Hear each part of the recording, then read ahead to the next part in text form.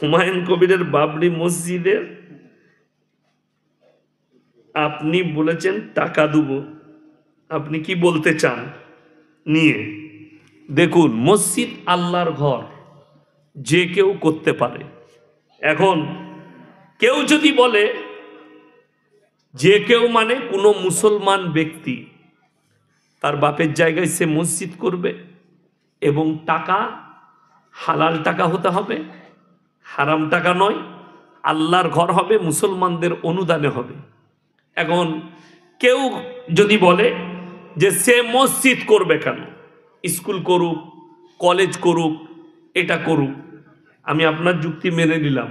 এখন উনি যদি আপনাকে বলে যে এই মসজিদে, অনেকজন বলছে যে এই মসজিদগুলোতেই মুসল্লি নাই, আবার একটা মসজিদ করে কি হবে?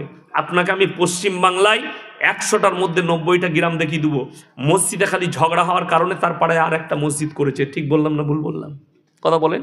তাহলে সেই মসজিদটা তুমি বাধা দিলে না, যে গ্রামে আর একটা মসজিদ থাকতে আর একটা কেন করছিস, এটাতে কর। তাইলে তোমাকে যুক্তি দিতে হবে, মসজিদ হোক, পাড়ায় পাড়ায় হোক, কিন্তু মুসলমানের দায়িত্ব হচ্ছে নামাজ পড়া। মসজিদ তৈরি করাটাই বড় জিনিস নয়। আমি তো নিজে বলেছি গত বছরে যে আমি টাকা দেবো, আমি নিজে বলেছি তৈরি করুন, টাকা দেবো, হিস্সা দেবো। শুধু ওখানে কেনে, আমাকে একজন রানাঘাট থেকে ফোন করে বলছে আমরা একটা বাবরি মসজিদ তৈরি করবো। আমরা করুন, আলহামদুলিল্লাহ। বলছে আপনি টাকা দিবেন তো? হুমায়ুন কবিরকে টাকা দেবো বলেছেন? আমি অবশ্যই তোমাকে দেবো, আল্লাহ আমাকে যতটা যোগ্যতা দিবে ততটা দেবো। তবে তুমি যদি বলো গোটাটাই করে দিতে হবে, তাহলে আমার বাপের যত সম্পত্তি আছে সেগুলো বেচেও হবে না, ভিক মাংতে হবে। ইসলাম তো ওটাও নিষেধ করেছে যে সব দান করে দাও না।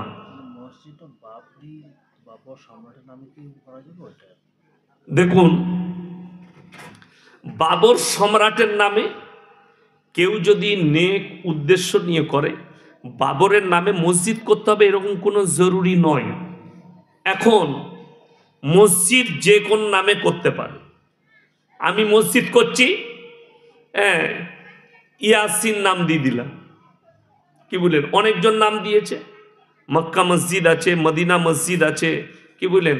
বাংলাদেশে দেখবেন অনেক ব্যক্তির নামে মসজিদ আছে, ভালো ভালো সাহাবীদের নামে, বাইতুল হারাম, কি বুঝলেন? অনেক রকম মসজিদ আছে।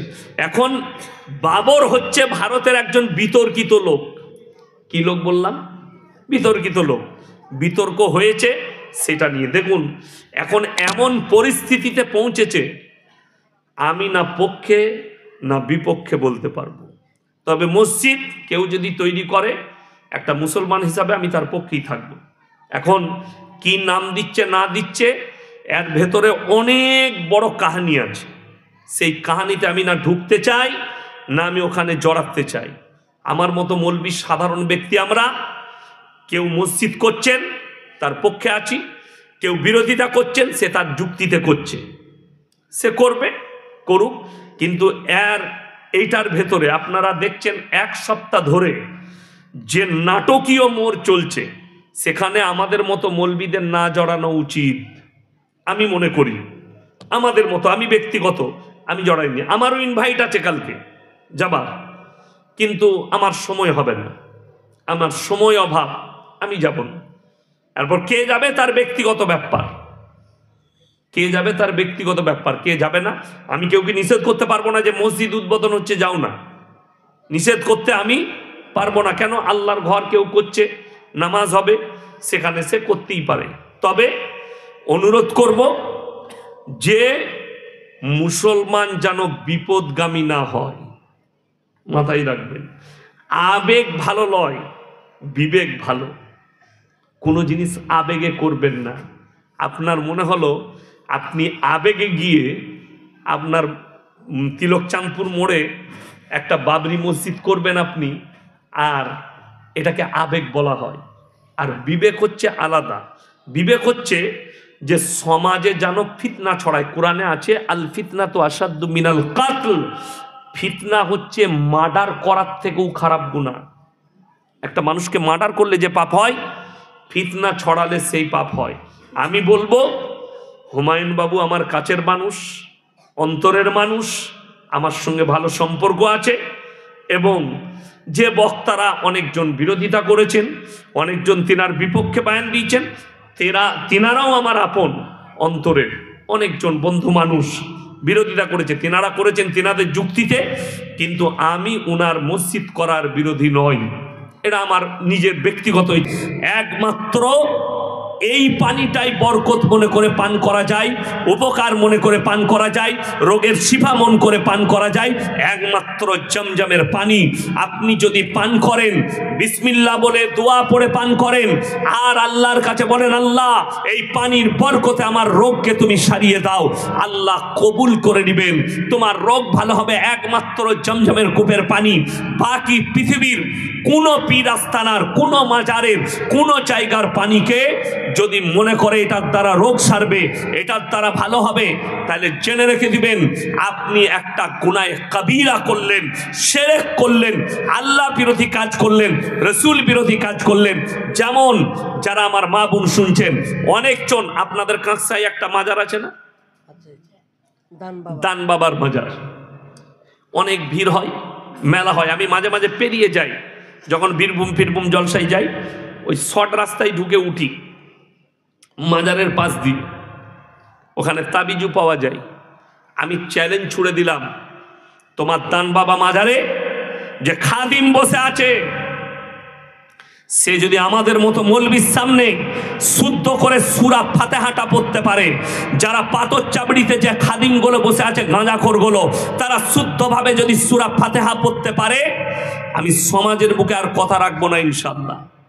সোজা করে সূরা ফাতিহা পড়তে পারবে না, দিনের বেলায় লম্বা জামা, 500 দানা তসবিহ, রাতের বেলায় চসবি একদিকে, জামা একদিকে, গাঁজা খেয়ে হারাম করে আন্ডার প্যান্ট পরে পড়ে আছে। আপনারা ইমানদারির সঙ্গে বলুন, আমি একটা জলসায় বলেছি, আর আজকে আবার বলে যাচ্ছি, কারুর যদি বউ পালিয়ে যায়, বিটি পালিয়ে যায়, কারুর বোন পালিয়ে যায়, কোথাও খুঁজে না পেলে পাথর চাবড়িতে খুঁজে পাবে, ঘর ভাড়া পাওয়া যায়। হ্যাঁ, আমাদের গলসি থানায় একজনের বউকে নিয়ে পালিয়ে গিয়েছে, পুলিশ খুঁজে বেড়াচ্ছে। আমি বললাম থানার একজন বাবুকে, কোথাও খুঁজতে হবে না, পাথর চাবড়িতে আছে মাল। বলে কেন, আপনি কি করে জানলেন? আমরা ওইখানেই তো মালগুলো ঘর ভাড়া পাওয়া যায়, যত জিনার আড্ডাখানা ওইখানে, যত রকমের বড় পাপ আছে মেলাতে হয়। ইমানদারির সঙ্গে বলবেন তো, এই দান বাবার মেলায় গাঁজার আসর বসে না? বসে না? বসে। গাঁজা হালাল না হারাম? হারাম। এই হারাম খোররা জানে না। দ্বিতীয় নম্বর, মাথায় রাখবেন, কবরে চাদর চড়ানো জায়েজ হলে আল্লাহ রসুলের কবরটা আসমান পর্যন্ত হিরেমতি মুক্ত চাদরে ঢেকে যেত। নবীজির কবরে জায়েজ নেই, পৃথিবীর আর কোনো মৌলবি মোল্লা পীর ফকিরের কবরের জন্য জায়েজ হতে পারে না। আল্লাহ রসুলের কবরে সিজদা নেই, পৃথিবীর আর কোনো মৌলবি মোল্লা পীর ফকিরের কবরের জন্য সিজদা চলবে না। আল্লাহ রসুলের কবরে ভালো মন্দ চাইতে পাবে না, পৃথিবীর আর কোনো মৌলবি মোল্লা পীর ফকিরের কবরে ভালো মন্দ চাওয়া যাবে না। আমার আব্বাজির সঙ্গে দেখা হলে জিজ্ঞেস করবেন, আজ থেকে 6 বছর আগে বাপ আর বেটা এক স্টেজে, থানাটার নাম হচ্ছে রায়না থানা, দক্ষিণ দামোদর, বর্ধমান জেলা, মসজিদের পাশেই শেওড়া গাছ। আমরা গিয়ে মাগরিবের নামাজ পড়লাম বাপ বেটা ইমামের পেছনে, আর ওই শেওড়া গাছ তলায় এক হারামখোর বসে তাবিজ লিখছে। নামাজ হয়ে গেল, তারপরেও ওর কাছে মেয়েরা ছেলেরা ভিড় করে আছে, ও তাবিজ লিখছে। আমি ইমামকে জিজ্ঞেস করলাম, হুজুর নামাজ পড়বে না? বলছেন না, হুজুর জাহিরি নামাজ পড়ে না, বাতিনি পড়ে। আমরা তোর হুজুরের বীজ মারবো আজকে। আমাকে কমেন্টি ছেলেরা বললো, হুজুর এইসব নিয়ে ঝামেলা করবেন না। আমি তো ঝামেলা করবই, তা নাহলে ওনাকে এক্ষুনি ডেকে নিয়ে আসুন, আমাকে প্রমাণ দিতে হবে যে বাতিনি নামাজ আর জাহিরি নামাজ এটা কোরআন হাদিসে কোথায় আছে, প্রমাণ দিতে হবে। যেহেতু হাদিসে স্পষ্ট আছে, বুখারীর হাদিসে রাসূল আকরাম সাল্লাল্লাহু আলাইহি সাল্লাম নিজের জিন্দেগীর শেষ ওয়াক্তের নামাজ দুজন সাহাবীর কাঁধে হাত রেখে পাগুলো ছেঁচুড়ে নিয়ে গিয়ে মসজিদে নববীতে দাঁড় করিয়েছেন। নবীজি নামাজ আদায় করেছেন। নবীজির ওই অবস্থা তো নামাজ মাফ হয়নি, আর হারামখোর বলছে মারিফত পেয়েছি, নামাজ মাফ হয়ে গেছে। গাঁজা টান মারছে। শুনে নেন, ভালো কথা বলে যাচ্ছি, আল্লাহর কাছে যতগুলো নিকৃষ্ট পাপ আছে শিরকের পাপ। যদি চাদর মাজারে নয়, যদি আল্লাহকে পেতে চান, তাইলে 5টা চাদর এরকম কিনে পাড়ার 5টা এতিমের গায়ে চাপিয়ে দেন, আমার আল্লাহ রাজি হয়ে যাবে। একটা মরা মানুষকে ঠান্ডা ফান্ডা কোনো আসর লাগে না, ওইটাই দুঃখ। আমি বলে দিলি খারাপ মৌলবি। দ্বিতীয় নম্বর, বেরেলবি ভাইদের আমি দেখলাম মুর্শিদাবাদের একজন মুফতি, তার নাম হচ্ছে মুফতি জুবের, সে ফতোয়া দিয়েছে আহলে হাদিস দেওবন্দিয়ারা কাফের, আহলে হাদিসরা ওয়াহাবি, দেওবন্দিরা ওয়াহাবি, এদের মুরগি জবাই করা খাওয়া যাবে না, এদের গরু জবাই করা খাওয়া যাবে না, এদের সঙ্গে মিশা যাবে না। ওই হারামখোর বক্তাকে বলতে চাই, তুমি তোমার কওমের মানুষকে বলে দাও, মক্কায় যে পাথরটা বিছানো আছে ওয়াহাবিরা বিছিয়েছে। মক্কায় যে কূপটায়, জমজমের কূপে যে মেশিন লাগানো আছে যেটার দ্বারা পানি উত্তোলন করা হচ্ছে, ওয়াহাবিরা লাগিয়েছে। মক্কায় যে ইমাম আছে ওয়াহাবি, মক্কায় যে খানা খাচ্ছে হোটেলে ওয়াহাবিদের, যে রান্না করছে ওয়াহাবি, তাহলে ওইখানে তোমাদের তো হজ করতে যাওয়াও যাবে না। শুধু তাই নয়, আমি আপনাকে বলে দিই, এই নেমো খারাপ কত বড় মিথ্যাবাদী, যে আহলে হাদিসরা জাহান্নামী, দেওবন্দিরা জাহান্নামী, এরা ওয়াহাবি, এরা নাজদি, বড় বড় ফতোয়া এদের। আমি ইমানদারির সঙ্গে তাকে বলছি যে আমরা নয়, তোমাদের বড় শয়তান আহমদ রাজা বেরেলবি, কিতাবের নাম ফতোয়ায়ে রিজবিয়া, খণ্ড নম্বর 24, পৃষ্ঠা নম্বর 497, ছাপা হয়েছে কারাচির মাটিতে, পাকিস্তানে ছাপা হয়েছে। সেখানে লিখে গেছে আহমদ রাজা বেরেলবি কি, মেয়েদের মাজারে যাওয়া তো দূরের কথা, নিয়ত করাটাও হারাম। তারপর ওই হারামখোর মৌলবীরা এদের মেয়েটিকে বাধা দেয় না, এদের সমাজকে বাধা দেয় না যে মাজারে যাওয়া হারাম, মাজারে যেও না, মাজারে সিজদা দেওয়া হারাম। আর আল্লাহর কৃপায় আপনি মাথায় রাখবেন, আল্লাহ আপনাকে এমন একটা সহি আকীদা দান করেছে, সহি হাদিসের ওপরে আপনি এমনভাবে চলছেন যে আপনার বউ বিটি মাজারে চাই না, আমাদের বউ বিটিরা মাজারে চাই না, আমাদের মেয়েদিকে মাজারে যেতে হয় না। আর তোমাদের বউ বিটি মাজারে না গেলে ছেলে হয় না। আমি বললেই খারাপ মৌলবি। হুজুর বলছে, হে মায়েরা, যাদের বাচ্চা হচ্ছে না পাথর চাবড়িতে 3 দিন শুবেন, ছেলে হয়ে যাবে। যা বুঝে করবে। আমরা শুনেছি স্বামীর পাশে শুলে ছেলে হয়, আর হুজুর বলছে পাথর চাবড়িতে 3 দিন শুবি ছেলে হবে। পাথর চাবড়িতে শুলে কি করে ছেলে হবে? দুঃখের কথা, বেদনার কথা। ইমানদারির সঙ্গে বলুন, আমাদের মধ্যে কোনো স্বামী মারা গেলে স্ত্রী কবরস্থানে যেতে পায়? শুধু আমরা নয়, আহলে হাদিস বলুন, দেওবন্দি বলুন, বেরেলি বলুন, ফুরফুরা বলুন, যতগুলো দল আছে, কোনো দলই এখতিয়ার দেয় না যে স্বামী মরে গেলে স্ত্রী কবরস্থানে যাবে, বাপ মরে গেলে বিটি কবরস্থানে যেতে পাবে। তাইলে ইয়াসিন মারা গেছে, আমার কবরে তোমার বউ কি করে যাবে? যেতে পাবে না। আজিব লাগে, দুঃখ লাগে। ওই জন্য আমি বলে যাচ্ছি, শিরক থেকে সবাই নিজেদিকে বাঁচাবেন। জোরে বলুন ইনশাআল্লাহ। খাস করে মায়ের দিকে বলছি, আপনার বাচ্চা হচ্ছে না, আপনি আল্লাহর কাছে কাঁদুন, আল্লাহ আমাকে নেক সালে আওলাদ দান করো। প্রত্যেক দিন নামাজের পাটিতে কাঁদুন। দেনেওয়ালা আল্লাহ, লেনেওয়ালা আল্লাহ, সমস্ত কিছুর মালিক হচ্ছেন একমাত্র আল্লাহ রাব্বুল আলামিন। জীবনে কোনোদিন আপনি এটা বলবেন না যে হুজুর আমি দান বাবার মাজারে মেলাতে যাই, খালি কেনাকাটা করে পালিয়ে আসি, আমি একবার দেখতে যাই, আমি ওখানে সিজদা দিই না, আমি ওখানে ঢুকি না, আমি ওখানে যাই না। আপনি যাওয়া মানেই সাপোর্ট করা, আপনি যাওয়া মানেই আপনার শিরকে লিপ্ত হওয়া। যেতে পাবেন না, ওই জায়গায় যাবেন না। আমার বন্ধুগণ, দুঃখ লাগে, ঝাড়খণ্ডের একটা মুফতি আছে, জাহাঙ্গীর নাম, প্রতিনিয়ত আমাকে গাল দেয়। 3 জনের নাম তার মুখে আছে, ইয়াসিন, মুমতাজুল আর রাহুল বিরাদার। এই 3 জনকে সবসময় প্রতিনিয়ত গাল দেয়ছে, প্রতি জলসায়।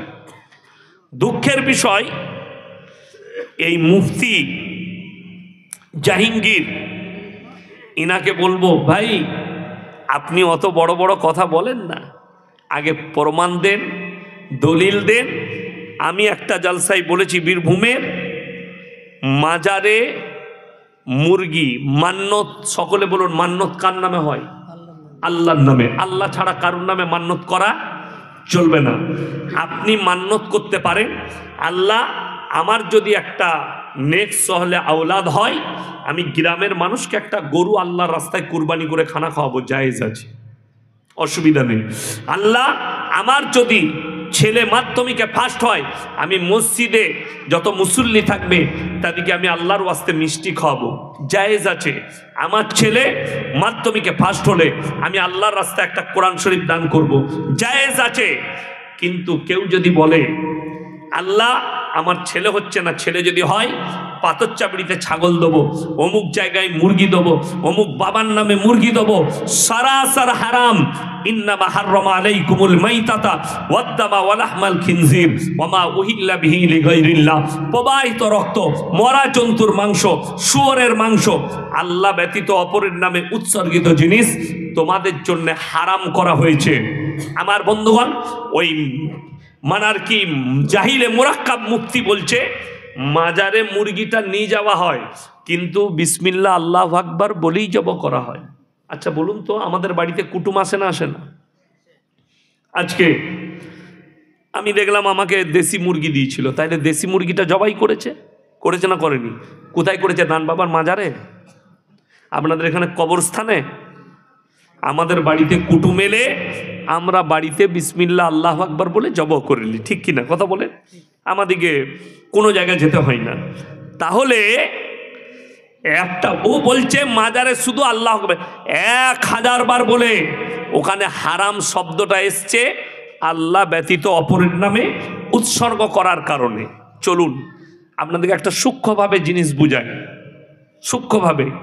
সেটা হচ্ছে যে এই আল্লাহ ব্যতীত, আল্লাহ কোরআনে বলেছেন প্রবাহিত রক্ত, মরা জন্তুর মাংস, শুয়োরের মাংস, যেটা আল্লাহ ব্যতীত অপরের নামে উৎসর্গ হবে 1000 বার বিসমিল্লাহ বলে জবাহ করলেও এটা বৈধ নয়। আমার বন্ধুগণ, আপনাদেরকে অনুরোধ করছি সবাই নিয়ত করুন আমরা শিরক থেকে বাঁচব। সকলে জোরে বলুন ইনশাআল্লাহ। কি আছে?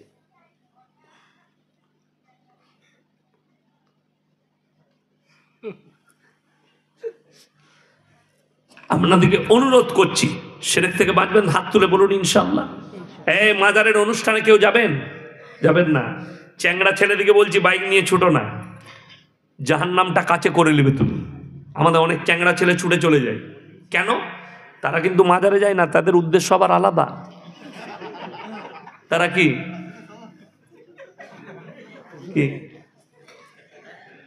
মেয়েদিকে ধাক্কা দিতে যায়। কি প্রশ্ন করলে? ওয়াকফ সম্পত্তি আমি এখনই মোবাইলে দেখছিলাম 3 মাস সময় বাড়িয়েছে। যাই হোক, আপনাদেরকে একটা কথা বলি, মসজিদ মাদ্রাসা যা আছে, যাদের ওয়াকফ পোর্টাল এখনো হয়নি করেলেন। সম্পত্তি হচ্ছে আল্লাহর। ওয়াকফ সম্পত্তি কার? আল্লাহর। আমরা দিয়েছি আল্লাহর রাস্তায়। সম্পত্তি আল্লাহ, মৌলভী সাহেবের ব্যক্তিগত নয়, ইমামের ব্যক্তিগত নয়, মোতোয়াল্লির ব্যক্তিগত নয়।